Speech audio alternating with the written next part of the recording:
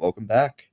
And as you see, I put it in light mode officially, because I'm true to my word. Hold on. This always happens. Like, how does this always happen? Let me just. Okay, there we go. So yeah, you probably remember the reason why I put on light mode, but here it is. Here we go. I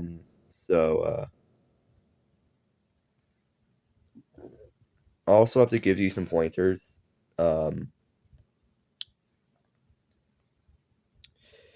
This is like 1 out of 6.5 parts. This is what I meant by 6.5 if you take a look.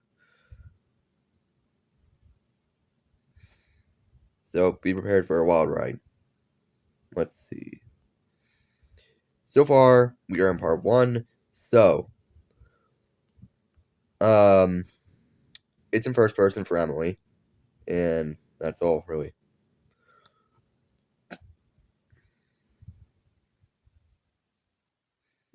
And there's more.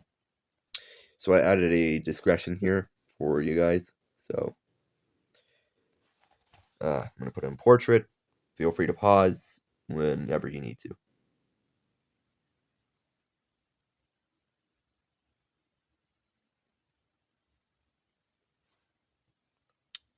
Alright, let's get on with it.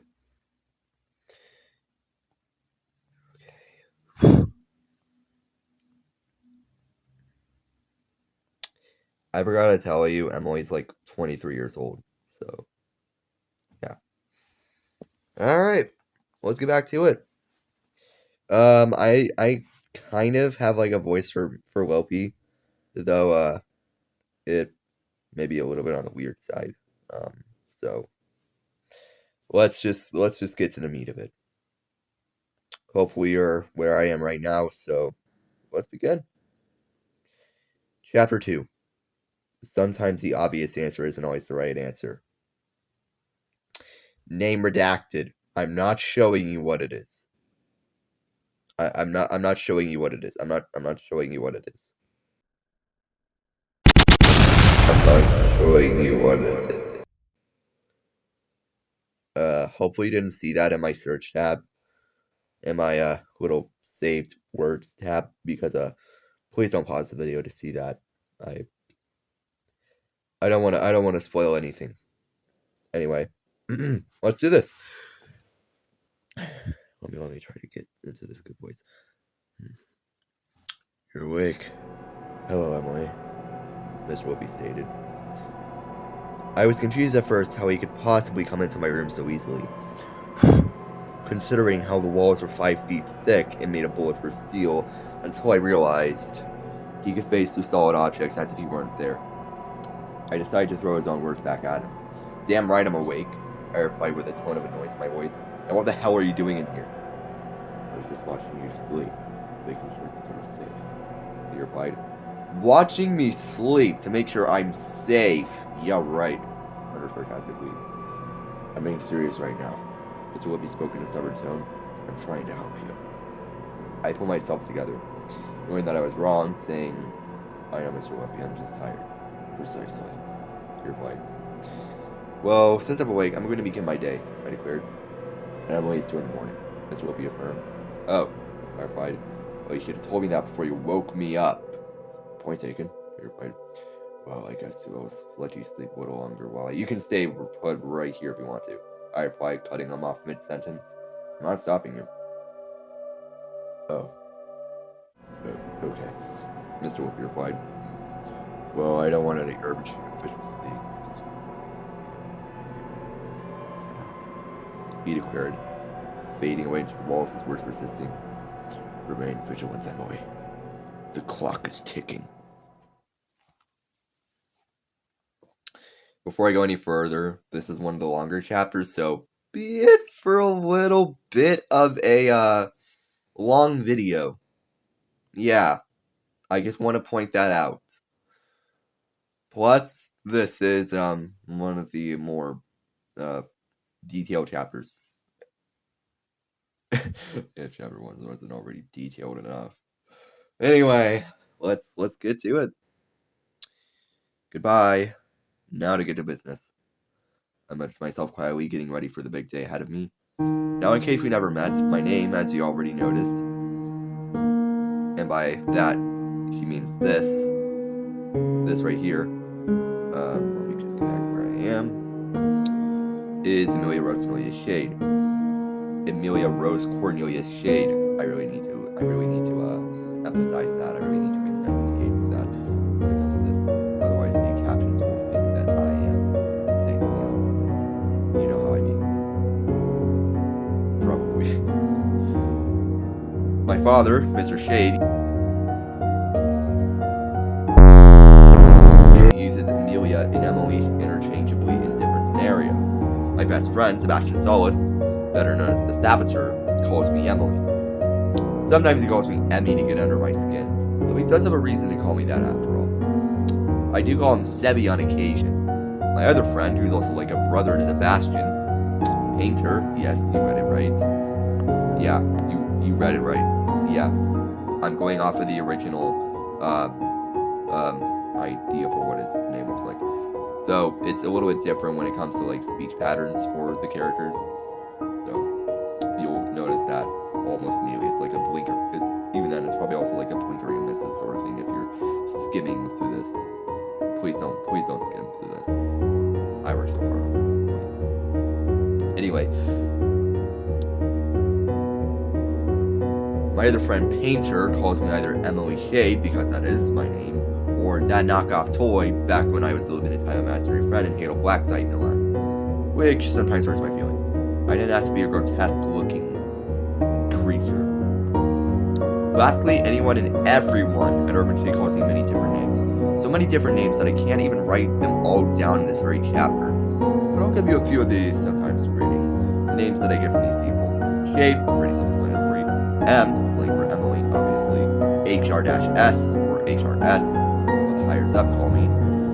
The red-haired chick, what the technician LR-Bs call me. Schizophrenia, meaning schizophrenia, the most degrading of them all. I can still hear the grumbling of a certain expendable. Looking at you, liquid breath. Followed by sharp laughter as they spat the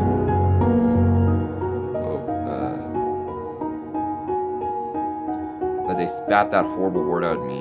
A reminder that to them I wasn't just a soulless ghost in the black side with no emotion.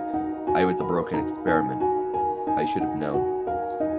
They talked about how they hated me for my looks, talking at random intervals, and overall speech. Eventually, after the 2025 Black Site lockdown, yep, 2025, you read that right, the name would spread like rotten coral. A little bit of something I added there. Operation Heartburn, anyone? Soon, a multitude of LR-Ps would call me that name to bully the crap out of me, sending me crying to my room while everyone is laughing at me as I run towards it. Did I say too much? I believe I was going on. I believe I was going off on a tangent there. But truth be told, I was diagnosed with schizophrenia when I was 8 or 9. And what did Mr. Shea think of the diagnosis? He thought of it as a defect in the experiment. I'm still haunted by that description to this day. And that was just to name a few. If you recall some of these in your lifetime, you know how I feel. Now that you, whomever may be reading this, have gotten the chance to know a little bit about me, know a little about me, I can continue on with my narrative. I walked to a large metallic door and slid it open. What's behind said door is a closet, obviously. Obviously. My hands sifted through the multitudes of jumpsuits, browsing through the attire until my eyes locked on a single one, my HRS jumpsuit. The designs never really changed, even now they still don't, which is rather unfortunate because I do like some diversity for the jumpsuits that Urban Shade has to offer. I grabbed the jumpsuit from the pile, the fabric feeling cold on my skin, and put it on. That's step one done, I thought. Nodded to my hair.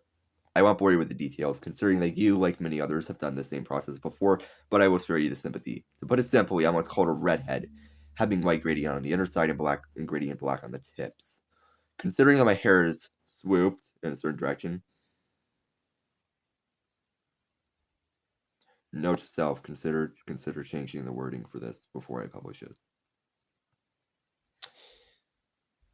I had to do a routine orientation with a custom brush that was made for me by the Abyssal Division. It works well, but it can be slow at times, so I had to find a way to make it go by faster. Using a hairdryer, the same brush, a holding gel, and a water jet, it goes faster. At least to her, it goes faster. For me, it probably would take like I don't know, 45 minutes, considering yeah, I actually have no idea what I was gonna say. But anyway, I'm gonna try to emphasize Danish. Trintu 4. Trintu 4. Step 2 done. I thought. Time to get my meds. Normally, any rational person would have their meds in a medicine cabinet. But Urban Shade isn't any rational person, or entity in this case. They put everything in a special storage area just for meds so big that they have different areas of the room for different drugs, being medicinal drugs. And the way it was built, the structural design, the walls, the lighting, they make this room look like something out of a sci-fi futurist film. Yeah, she calls it a film, not a movie. She's weird that way. That does make you sound old, doesn't it? Doesn't it? Just let me know in the comments.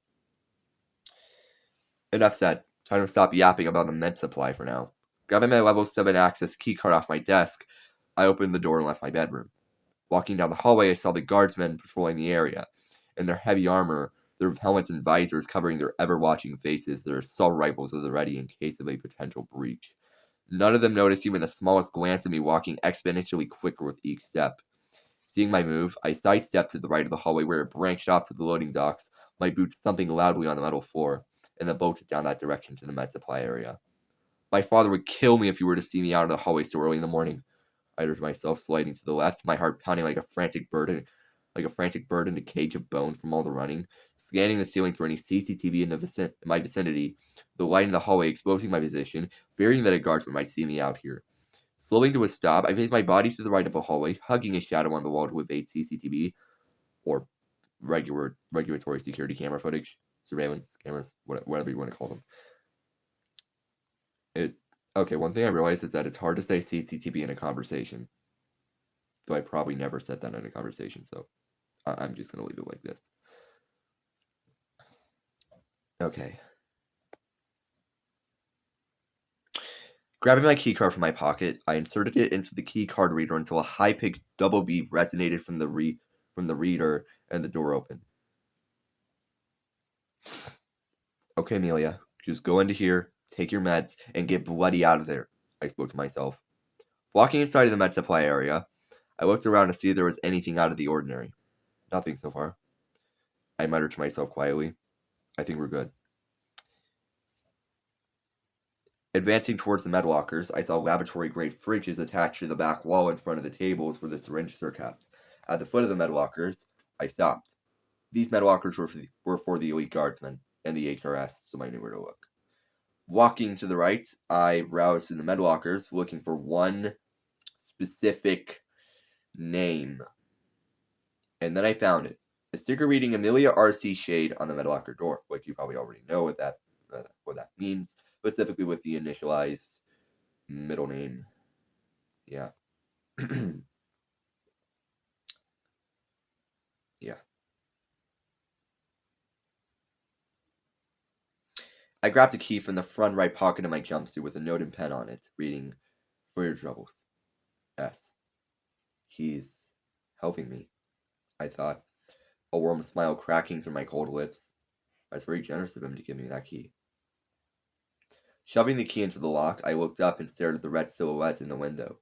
She looked concerned, signaling for me to stay quiet. She was here with me. Always.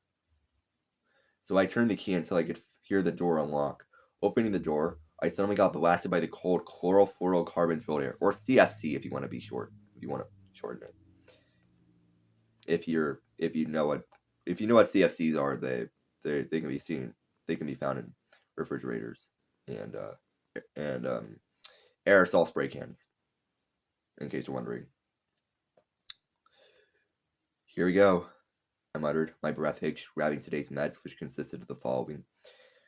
Here we go. 2 night owl caffeine pills. I take them in secret when it's lights out. I tell the guardsman that it's an enhanced melatonin pill, rather sarcastically, may I add. 1 antidepressant pill, also self-explanatory. 1 pill of ibuprofen when I get headaches, among other things. I actually added that in because I was thinking of the meme where it was like, do you have any ibuprofen? I got a headache.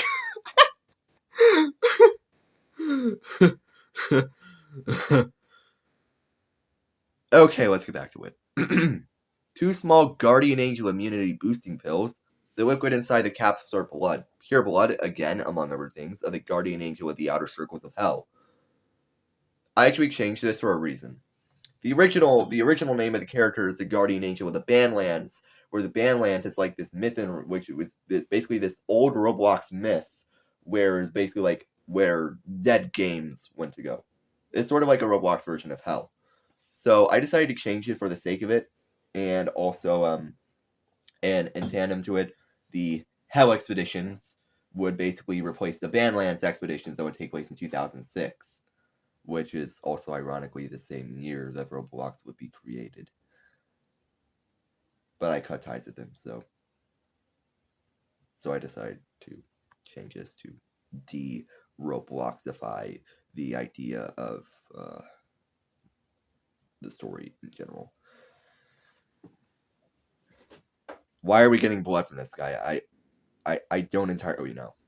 that was the stuff in the parentheses, by the way, except for the other stuff that I said, obviously. 4 BL1 neoprofene syringes. It's yellow and has certain healing properties of a wide variety of plants, and also Guardian Angel blood. What are they doing to this poor guy to get his blood? By the way, in case you're wondering, the blood is like, well, actually, I'm gonna save that for later. It's gonna be important in the next page. 101 oxytocic neuroprofene syringe, a green syringe that is an antidepressant that doubles as a brain stimulating agent. 1 cocktail pyrethicine syringe, or cocktail pyrethicine syringe. A red syringe that is a super healing pharmaceutical developed by Urban Shade for many reasons. And in case you're wondering, when Pressure collaborated with Decaying Winter, they would add the following syringes, being neoprofene, pyrethicine, and Sprint. In case you're wondering, I'm about to get to the part where we talk about Sprint. Anyway, a pack of food and treats for my pet deep sea bunny, Lucy, which I'm going to go for the second footnote, and it also has a little bit of some scientific marine biological sort of stuff if you're interested. Deep sea bunnies are benevolent creatures no smaller than a house cat, strongly resembling sea bunnies, a species of sea slug named Girona parva. They are presumably covered in a short layer of tiny purplish rods or papillae, giving it a slightly furry and speckled appearance. Their heads are adorned with 2 sensory rhinopores, also purple.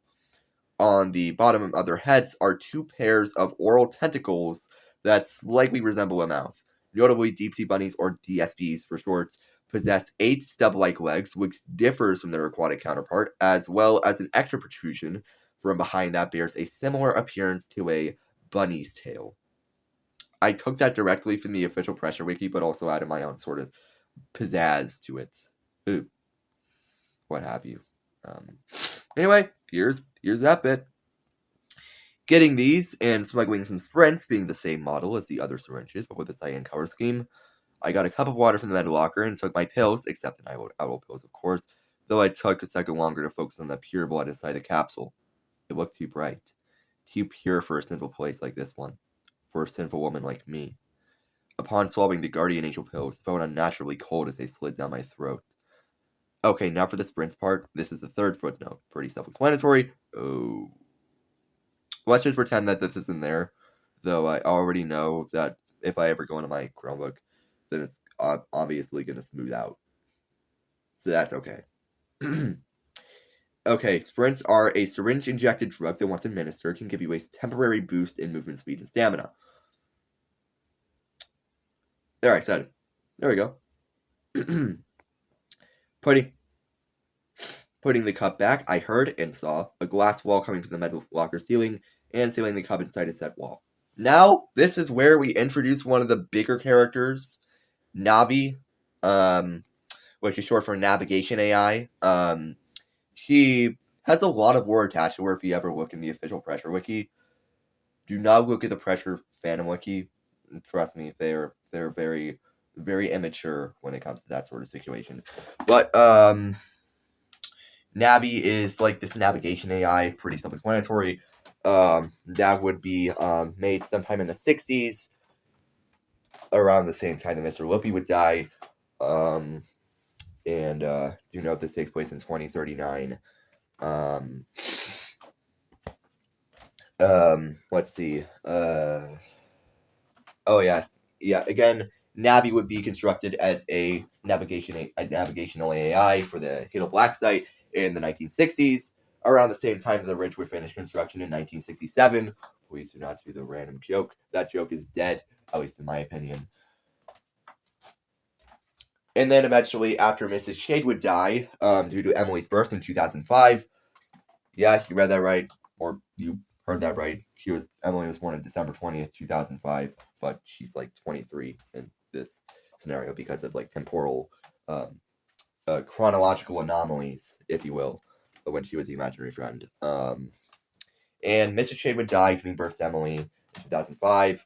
And, well, before she would die, Mr. Shade would actually make it. So, Mrs. Shade's voice would be implemented into Navi. So, her voice, so she would basically be permanently a part of the Black Site's mainframe. Oh, yeah. If you ever see her hologram, she looks exactly like Emily's mother. Originally, I was going to make it so it looked like Emily's sister, Lucy, her stillborn sister.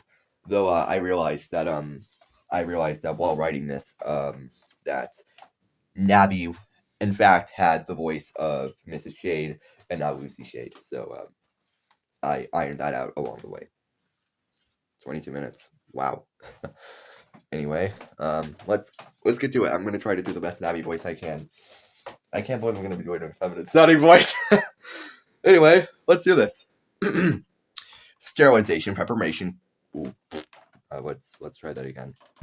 From the top. Let me just sit down. Sterilization preparation commencing. Best I could do. Navi declared on a console in the med locker. Preparation complete. Sterilizing. Suddenly, I heard the sound of decontamination gas whooshing from the sterilization chamber into the med locker. And then, seconds later, it stopped. Complete. Navi announced on the console. Receptacle is now ready for refilling. The glass wall opened up, and a metal plate covered the bottom of the now lifted glass wall for the next use. Saying "tak," meaning thank you, Navi replied with "you're welcome." Then I closed the med locker door, turned the key, and put it back in my pocket. Grabbing a tourniquet from one of the metal tables, I wrapped it around my shoulder to, obviously, cut off the blood flow temporarily. I do this for the syringes all the time. Taking the first syringe, being a BL1, I counted whilst rhythmically moving the syringe towards and away from my shoulder silently to 3. Then I shoved the syringe in my shoulder, quickly twisting the needle to let it mechanically disconnect with a heavy click and a lasting hiss. The next BL1 syringe would be my wrist. The third one being in my chest. Unfortunately, I couldn't use the tourniquet for this one, so I had to handle the intense pain. And the neck for the final BL1 syringe. For the ON1 syringe, this will be a little more tricky since I, like anyone who is anyone, had a skull. So I had to resort to injecting the syringe into my cheek, which is a million times more painful than it sounds. I was crying from pain shock when I was doing this. Lastly, for the cocktail parenthesine syringe, this would also be my chest below the first rib and to the right of where my heart is located, which, rather ironically, it didn't cause virtually any pain.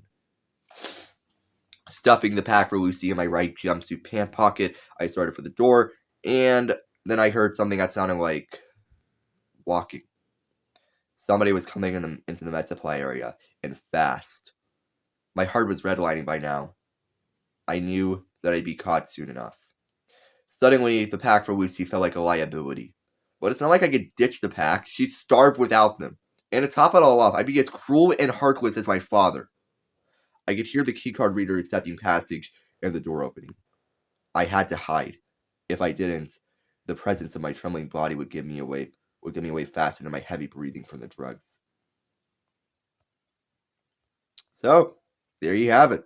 That's chapter 2, done and dusted. I hope you enjoyed reading this, and again, thank you for watching the A Video a Day series, and I will actually start announcing the episode number once we actually get to Sunday, which is, well, tomorrow. Unless you're on the other side of the international date line, then it's like Saturday or something. I really don't know, like, depending on which side of the world you're flying on or whatever. Just thank you for watching or listening. I really enjoyed making this. And I know I've said that before. I know I said that before, but in case I didn't, in case you forgot, this is one of my biggest projects of all time. Once again, I want to say thank you. Thank you for sticking with me for almost 30 minutes to listen to this. This could be a podcast. I mean, considering how long this video is, considering how it's like 26 minutes for my runtime, this could post a podcast. Like, seriously, like I mean it. I mean it when I say it could serve as a podcast. Oh, I think I did something wrong here. Hold on. Oh, yeah.